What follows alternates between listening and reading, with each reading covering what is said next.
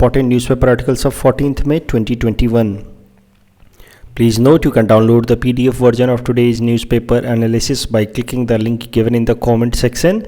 You can also download April 2021 magazine from our website spmisacademy.com. You can also join our WhatsApp group through the link given in the description section for more study materials. This is the list of the topics that we will be covering from today's newspaper. And the first article is taken from editorial segment. It is about sovereign gold bond scheme, and this topic is important from our syllabus paper 4 Indian economy point of view. So इस article को समझने के लिए सबसे पहले हमें समझना होगा कि गोल्ड का जो हम सारे लोग कितने सारे गोल्ड खरीदते रहते हैं उसका हमारी इकोनॉमी पे क्या निगेटिव इम्पैक्ट पड़ता है. तो देखिए, गोल्ड किसी एक पर्टिकुलर इन्वेस्टर के लिए तो प्रोडक्टिव इन्वेस्टमेंट हो सकता है. मान लीजिए आपने गोल्ड खरीदा, मैंने गोल्ड खरीदा, कोई भी अगर गोल्ड खरीदता है तो इंडिविजुअल के लिए तो प्रोडक्टिव हो सकता है. प्रोडक्टिव इन द सेंस कि आज आपने मान लीजिए 2 लाख का गोल्ड खरीदा है, उसी गोल्ड की वैल्यू 1 साल बाद हो सकता है कि 2.5 लाख या 3 लाख रुपए हो जाए. So in that way you get a good return while you invest in gold. उतना रिटर्न इन जनरल आपको कोई और इन्वेस्टमेंट में जैसे म्यूचुअल फंड में या आप फिक्स डिपॉजिट कर ले तो उतना रिटर्न नहीं मिलता है. तो इन्वेस्टर के लिए, एक इंडिविजुअल इन्वेस्टर के लिए तो गोल्ड में इन्वेस्टमेंट प्रोडक्टिव है, लेकिन पूरे इकोनॉमी के लिए गोल्ड खरीदना प्रोडक्टिव नहीं है. गोल्ड खरीदना पूरे इकोनॉमी के लिए नॉन प्रोडक्टिव या हार्मफुल है. कैसे ज़रा समझते हैं. देखिए, ये आप है या कोई भी इंडिविजुअल है जिसके पास कुछ पैसे हैं, सेविंग्स के पैसे हैं, इसको ये इन्वेस्ट करना चाहता है तो ये गोल्ड खरीद सकता है. अब जैसे इसने गोल्ड खरीदा, ये इसने पैसा गोल्ड में इन्वेस्ट कर दिया. अब ये पैसा आइडियली लाई कर रहा है, इसका कोई प्रोडक्टिव यूज नहीं हो रहा है. ऐसा तो नहीं है कि इस गोल्ड का आगे कुछ इस्तेमाल हो रहा है, लेकिन अगर इसी पैसे को ये बैंक में डाल दे या मान लीजिए म्यूचुअल फंड में डाल दे या बॉन्ड मार्केट में लगा दे, कॉर्पोरेट्स को लोन दे दे, तो बैंक्स में भी अगर डालता है तो बैंक आखिर क्या करता है, इस पैसे को मोबिलाइज करता है, कॉर्पोरेट्स को लोन देगा. मान लीजिए टाटा, बिरला, अंबानी जैसे कॉर्पोरेट्स को लोन देगा. कॉर्पोरेट्स क्या करेंगे, या छोटे कॉर्पोरेट्स को भी लोन देगा. कॉर्पोरेट्स और नई नई फैक्ट्रियां लगाएंगे और फैक्ट्रियों की मदद से फिर और ज़्यादा प्रोडक्शन होगा, तो उससे हमारी जीडीपी को कंट्रीब्यूशन मिलेगा. जब नई फैक्ट्रियां लगेंगी तो एम्प्लॉयमेंट जनरेशन होगा. एम्प्लॉयमेंट जनरेशन होगा तो फिर हमारे आपके जैसे लोगों को और नौकरी मिलेगी और फिर हम और इन्वेस्टमेंट कर सकते हो. तो ये वर्चुअस साइकिल चलता रहेगा.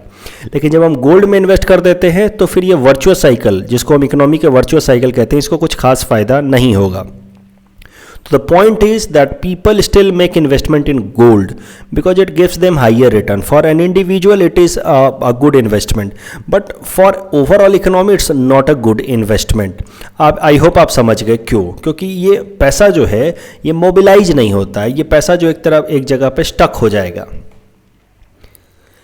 दूसरा जो निगेटिव इम्पैक्ट है गोल्ड में इन्वेस्टमेंट का, हम इतना ज़्यादा जब गोल्ड डिमांड करते हैं, गोल्ड खरीदते हैं, तो इस कारण से नेचुरली हमारे देश में तो गोल्ड बहुत ज़्यादा प्रोड्यूस होता नहीं है. गोल्ड ऑस्ट्रेलिया में प्रोड्यूस होता है या अफ्रीका में प्रोड्यूस होता है, तो गोल्ड को फिर इंपोर्ट करना पड़ता है और हमारे देश में बहुत ज़्यादा गोल्ड इंपोर्ट किया जाता है. अगर देखा जाए तो टोटल जो हमारा इंपोर्ट एक्सपेंडिचर है उसका 10% तो सीधा सीधा हम गोल्ड इंपोर्ट करने में खर्च कर देते हैं. लगभग $300 बिलियन का गोल्ड हम खरीदते हैं हर साल, जो कि एक नॉन एसेंशियल तरीके का इंपोर्ट है. नेचुरली इससे हमारा बैलेंस ऑफ पेमेंट पे नेगेटिव इंपैक्ट पड़ता है. करंट अकाउंट डेफिसिट को ये ऐड करता है.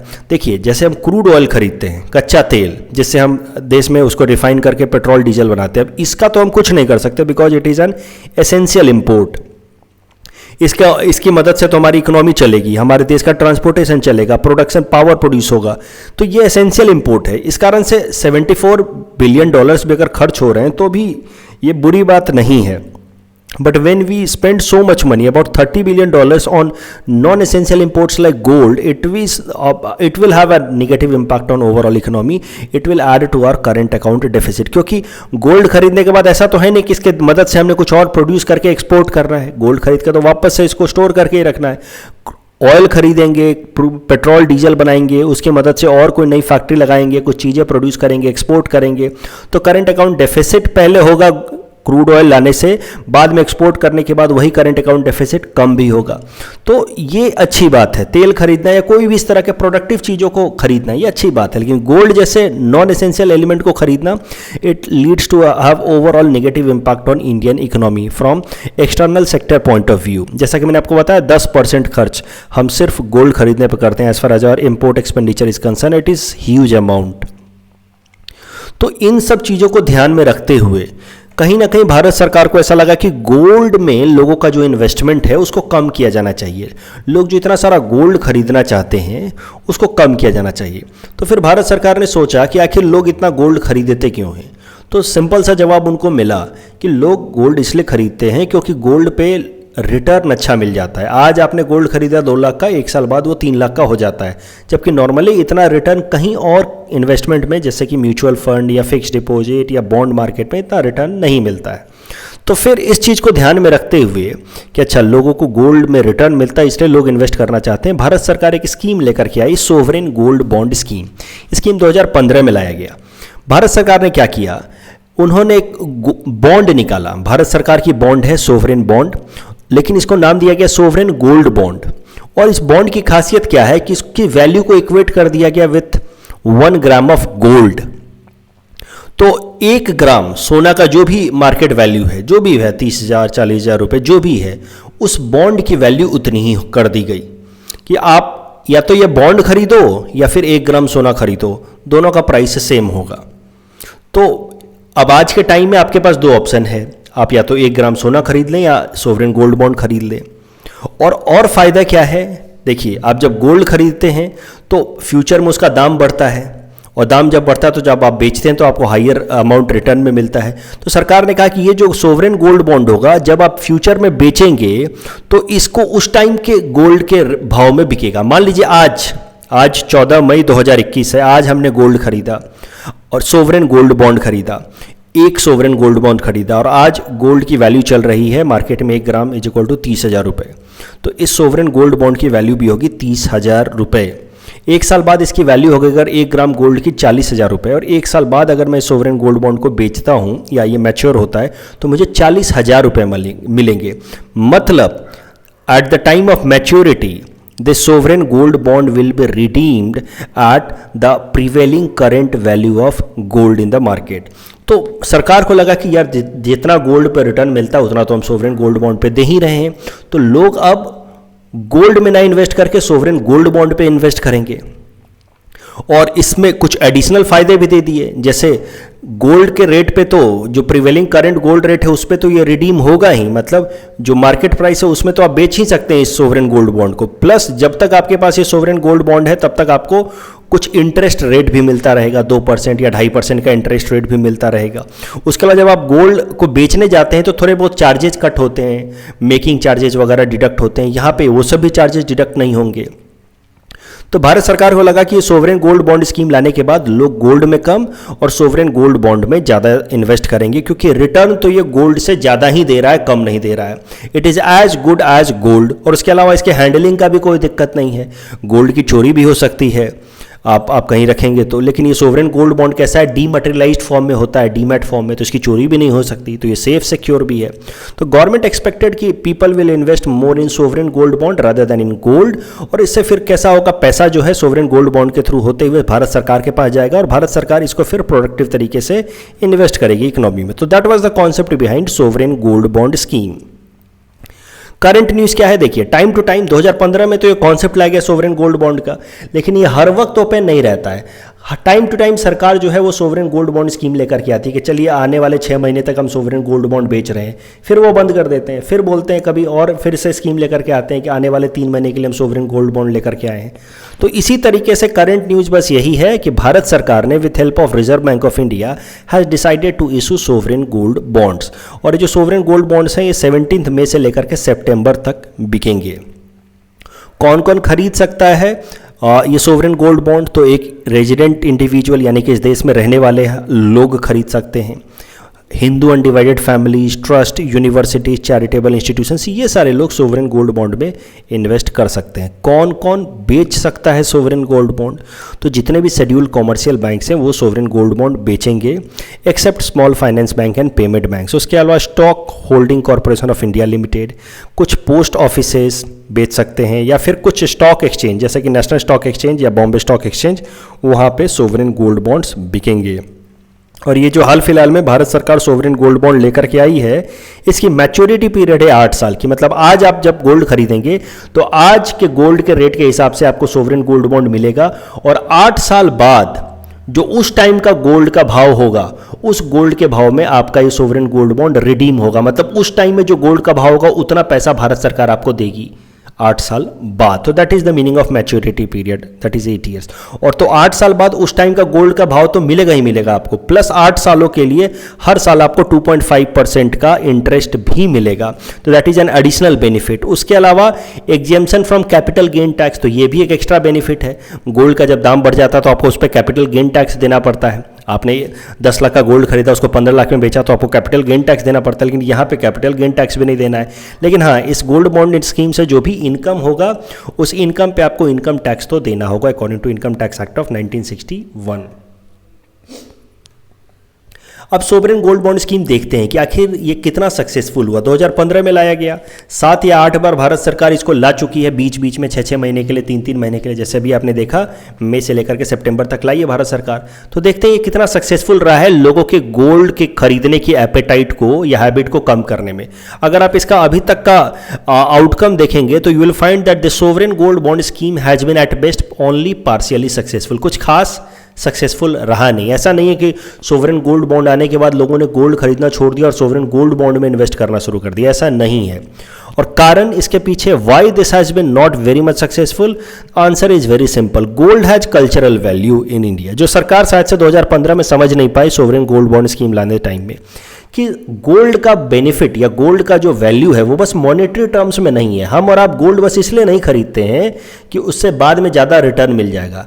लोग गोल्ड इसलिए खरीदते हैं क्योंकि उसका कल्चरल वैल्यू है, कल्चर में इंपॉर्टेंट माना जाता है। जैसे शादी वगैरह में लोग जो है माता पिता वो अपने बच्चों को गोल्ड गिफ्ट देते हैं।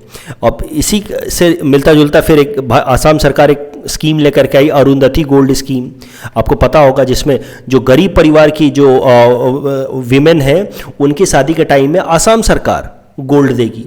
तो अरुंधति गोल्ड स्कीम अगर आपने पढ़ रखा है तो well and good, otherwise let me know, मैं कल के न्यूज़पेपर एनालिसिस में इसको कवर कर दूंगा, बट आई होप आपको पता होगा।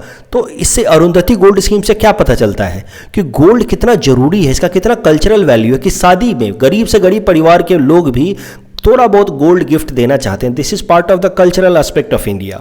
It is sine of status also. जो लोग गोल्ड की ज्वेलरी वगैरह पहनते हैं, तो गोल्ड में इन्वेस्टमेंट बस पैसे में रिटर्न के लिए नहीं किया जाता है, स्टेटस सिंबल भी है। उसके अलावा हेरिटेज का हिस्सा है, एक जनरेशन दूसरे जनरेशन को, दादा दादी या मम्मी पापा को कुछ गोल्ड का गिफ्ट देते हैं, फिर मम्मी पापा आपको देते हैं। इस तरीके से ये हेरिटेज का हिस्सा है, कल्चर का हिस्सा है। दैट इज वाई इसको पूरी तरह से मॉनिटरी टर्म्स में इवेल्युएट करना और सोवरेन गोल्ड बॉन्ड स्कीम लाना बहुत ज़्यादा सक्सेसफुल नहीं हुआ। उसके अलावा एक और कारण है, देखिए, जिसने भी गोल्ड खरीदा है उसका क्या फायदा है कि वो कभी भी उसको रिडीम करा सकता है। मैंने आज गोल्ड खरीदा और 6 महीने बाद मुझे पैसों की जरूरत पड़ी तो मैंने गोल्ड बेच दिया और वापस से उसको लिक्विडेट करा लिया, मोनेटाइज करा लिया। But the problem with sovereign gold bond scheme is that it has a maturity period और लॉक इन पीरियड। जैसे कि आपने सोवरेन गोल्ड बॉन्ड स्कीम खरीद लिया तो कुछ साल के लिए आपका पैसा फंस गया, बाद में जब मैच्योर होगा तो आपको गोल्ड के भाव में ही वो पैसा मिलेगा, लेकिन कुछ साल के लिए तो आपका पैसा फंस गया। So that is also one reason why people generally do not opt for sovereign gold bond scheme. इस टॉपिक के बेसिस पे हमने आपको ये प्रैक्टिस क्वेश्चन दे रखा है। You can attempt this question and you can submit the answer in the comment section. The next article is taken from international segment, it is about international nurses day. यहाँ जो भी हम ideas discuss करने वाले हैं ये एटमैक्स prelims में आ सकता है, मेंस में इसके आने के चांसेस नहीं हैं। तो देखिए, international nurses day, international nurses and midwife day is celebrated every year on 12th मई। तो the day before yesterday international nurses day मनाया गया था, असम के भी अलग अलग जगहों पे मनाया गया था। इंटरनेशनल नर्सेज डे को मनाना शुरू किया गया सिंस 1965। इसको अनाउंस किया 1965 में इंटरनेशनल काउंसिल ऑफ नर्सेज ने कि आज से हम लोग 12 मई को इंटरनेशनल नर्सेज डे मनाएंगे। इस दिन का सिग्निफिकेंस ये है that it is birth anniversary of Florence Nightingale. Florence Nightingale एक बहुत ही जानी मानी नर्स थी फ्रॉम ब्रिटेन। इनके बारे में थोड़ा और आगे समझेंगे। इस साल का जो इंटरनेशनल नर्सेज डे है उसका थीम है a voice to lead a vision for future health care. ये देखिए, ये सब कुछ याद मत करो, 12 मई को इंटरनेशनल नर्सेज डे है, क्या थीम है, इतना मैं एक्सपेक्ट नहीं करता हूँ आपसे कि आप सब याद रखोगे, क्योंकि इस तरह से तो हर दूसरे दिन कोई ना कोई डे आता है, कितना याद करोगे। लेकिन हाँ, इंटरनेशनल नर्सेज डे मनाया जाता है हर साल। किनके नाम के बाद मनाया जाता है? फ्लोरेंस नाइटिंगेल जी के नाम के बाद मनाया जाता है। तो फ्लोरेंस नाइटिंगेल कौन है, उनके बारे में आपको जानना चाहिए। तो Florence Nightingale, as I said, was a very famous British nurse. She was born in Florence Italy on 12 May 1820, और इसी कारण से ये 12 मई को मनाया जाता है इंटरनेशनल नर्सेज डे। ये क्यों फेमस हैं, क्यों पॉपुलर हैं? क्योंकि ड्यूरिंग क्रीमियम वॉर, जब क्रीमिया वॉर चल रहा था 1853 से लेकर के 1856 तक, इसके बारे में बाद में जरा समझेंगे क्रीमियन वॉर के बारे में, लेकिन अभी समझिए क्रीमिया वॉर चल रहा था 1853 से 1856 तक। उस टाइम में इन्होंने बहुत अच्छा काम किया था, कई सारे सोल्जर्स की जान बचाई थी लड़ाई के टाइम में, और इस कारण से इनको उस टाइम में बहुत पॉपुलैरिटी मिली थी एज ए नर्स। और फिर इनके नाम के बाद ही बाद में इंटरनेशनल नर्सेज डे मनाया जाना शुरू किया गया। इन्हीं को इस नाम से भी बुलाया जाता है, फ्लोरेंस नाइटिंगेल जी को इस नाम से बुलाया जाता है लेडी विद द लैम्प। तो ये सब चीज़ें आपसे पूछी जा सकती हैं प्रीलिम्स में। देखिए, क्रीमिया वॉर के बारे में जरा ब्रीफली समझ लेते हैं। क्रीमिया देखिए, अब छोटा सा यहाँ पे आप समझिए पेनिनसुला है यूक्रेन के नीचे। 1853 से 1856 तक यहाँ पे लड़ाई हुई। एक तरफ रसिया था, दूसरी तरफ ब्रिटेन, फ्रांस और ऑटोमन टर्की था उस टाइम का, और ये सब लड़ाई कर रहे थे क्योंकि रसिया जो है वो थोड़ा स्पेशल ट्रीटमेंट एक्सपेक्ट कर रहा था इन सारे कंट्रीज से। रसिया खासकर रिलीजियस ग्राउंड पे थोड़े स्पेशल ट्रीटमेंट एक्सपेक्ट कर रहा था अपने लोगों के लिए, तो इस कारण से यहाँ पे लड़ाई हुई थी। इस लड़ाई के बारे में बहुत ज़्यादा डिटेल में जानने की ज़रूरत नहीं, बस इतना आप जानो ये क्रीमियन वॉर के टाइम में जो 1853 से 1856 के बीच में, उस टाइम में फ्लोरेंस नाइटिंगेल जी ने बहुत अच्छा कॉन्ट्रीब्यूशन दिया था। तो इस टॉपिक के बेसिस पे एटमैक्स आपसे इस तरह का सवाल पूछा जा सकता है। ये सवाल मैंने आपको यहाँ पे दे रखा है। You can attempt this question and you can submit the answer in the comment section. The next article is taken from environment segment. It is about endemic bird day and this topic is important from our syllabus paper for environment point of view. तो देखिए, endemic birds क्या होते हैं, पहले उनके बारे में समझते हैं। Endemic birds are those who are whose distribution is restricted to a defined area. मतलब वो चिड़िया, वो बर्ड जो एक पर्टिकुलर एरियाज में मिले, वो देखिए इंडेमिक मतलब something that is specific to a particular area. जैसे कि one horn rhino, you can say that it is endemic to Assam, क्योंकि मोस्टली इसी एरिया में ये मिलते हैं। तो that is the meaning of endemic, that is the distribution is restricted to a defined area. अब इंडेमिक बर्ड डे की अगर बात की जाए तो हर साल हमारे देश के अंदर, इंडिया के अंदर मई महीने में इंडेमिक बर्ड डे मनाया जाता है। इसका कोई डेट फिक्स नहीं है, लेकिन हर साल मई के अंदर किसी एक दिन मनाया जाता है। जैसे इस साल 9 मई को मनाया गया। इस ओकेजन पे किया जाता है कि हर एरिया के लोग कोशिश करते हैं कि अपने यहाँ की जो भी इंडेमिक बर्ड्स हैं, जो भी वहाँ के स्थानीय बर्ड्स हैं, उनको आइडेंटिफाई करें, उन पे वीडियो बनाए कम से कम 5 मिनट का, और बर्ड्स ई बर्ड एक वेबसाइट है उस पर वो अपलोड करें। जिससे होगा क्या कि एक लिस्ट तैयार हो पाए, कॉम्प्रिहेंसिव लिस्ट तैयार हो पाए कि इंडिया के अंदर खासकर कौन कौन से एरिया में कौन कौन सी बर्ड्स पाई जाती हैं, यानी कि कौन कौन से एरियाज में कौन कौन से बर्ड्स इंडेमिक हैं।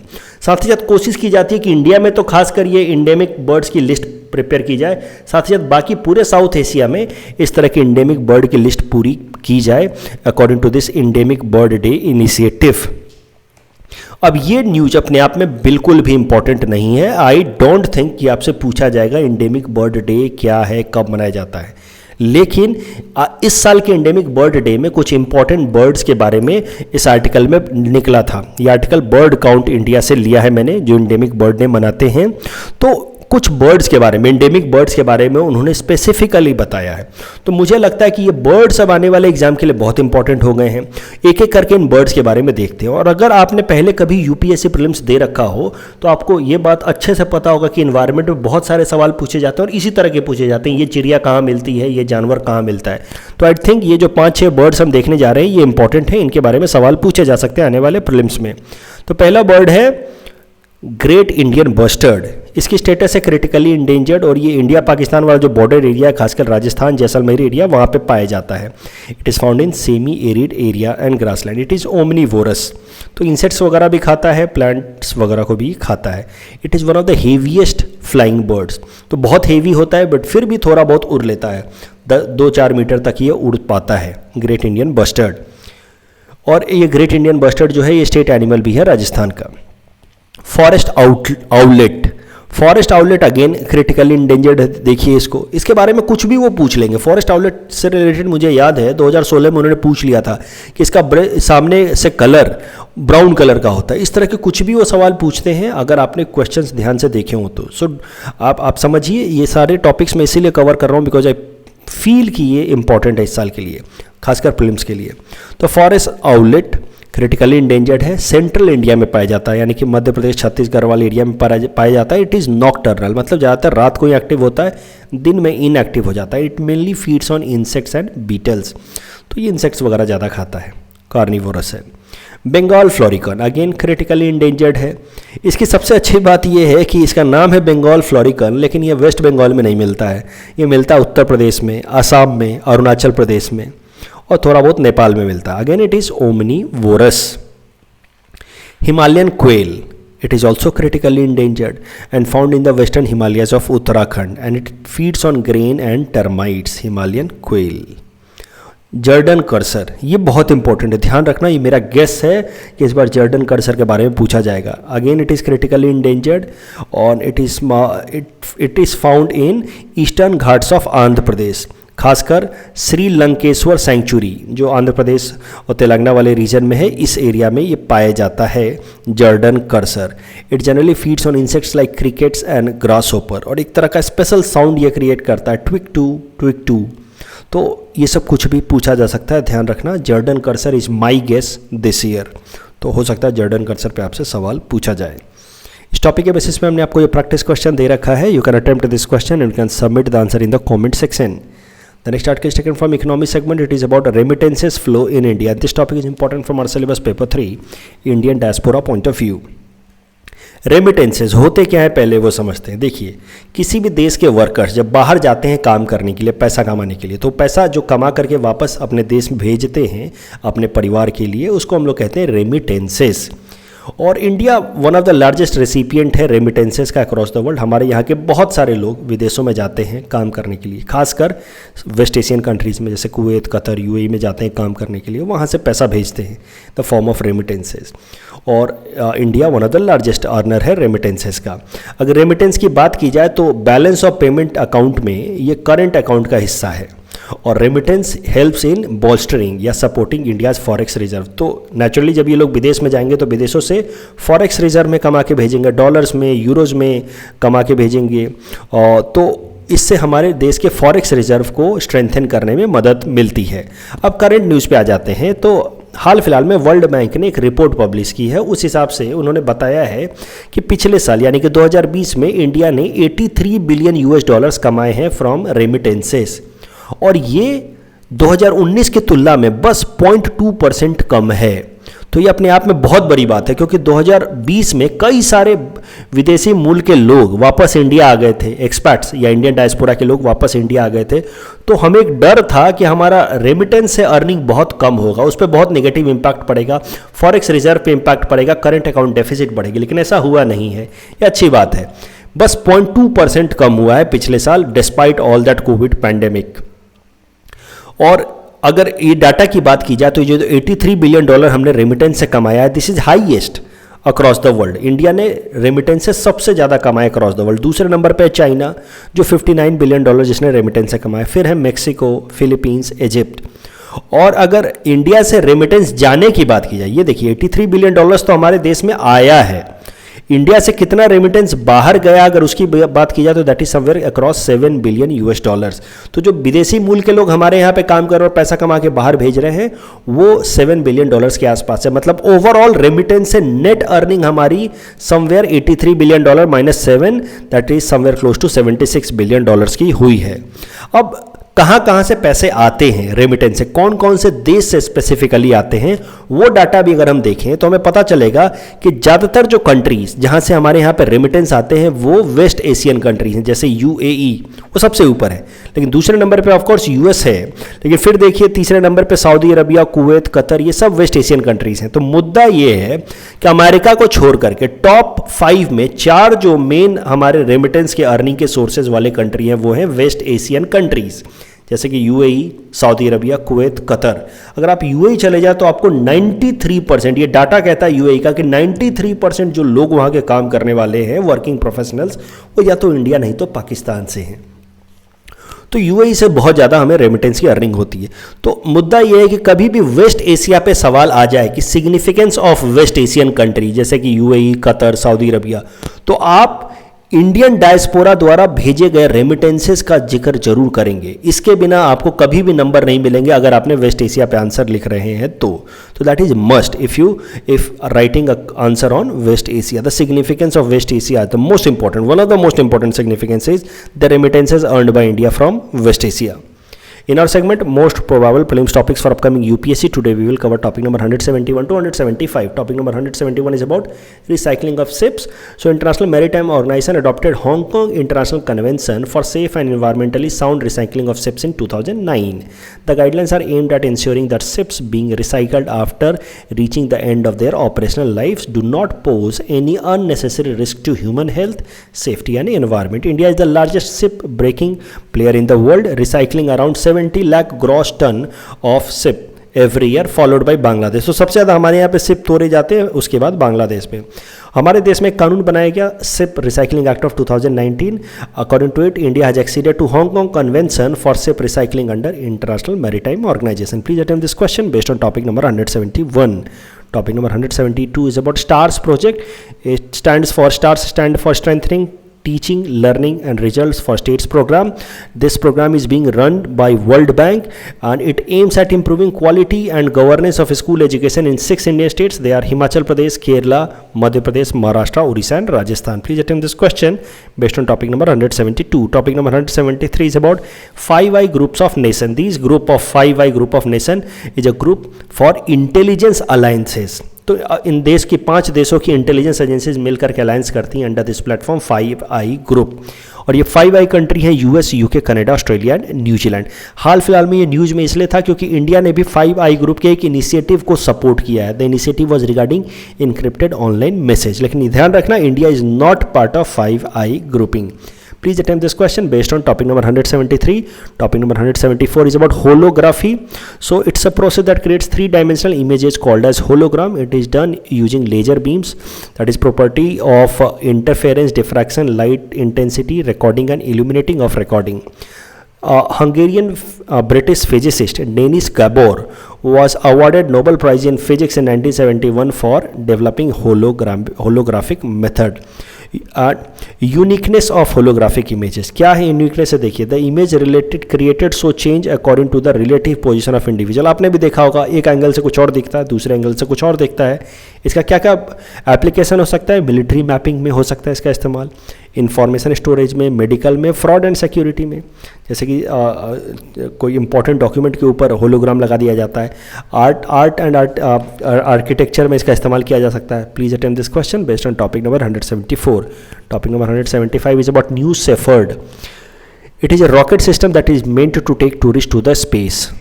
It has completed its 7th test launch recently. That's why it was in news. It has been built by Amazon founder Jeff Bezos' space company named Blue Origin. New Shepard has been named after astronaut Alan Shepard, the first American to go to space.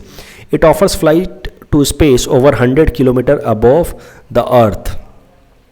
It is a rocket system that has been designed to take astronauts and tourists beyond Karman line. तो Karman line क्या है जरा समझिए. It is the internationally recognized line of space. इसके बाहर जाते ही माना जाएगा कि आप स्पेस में चले गए.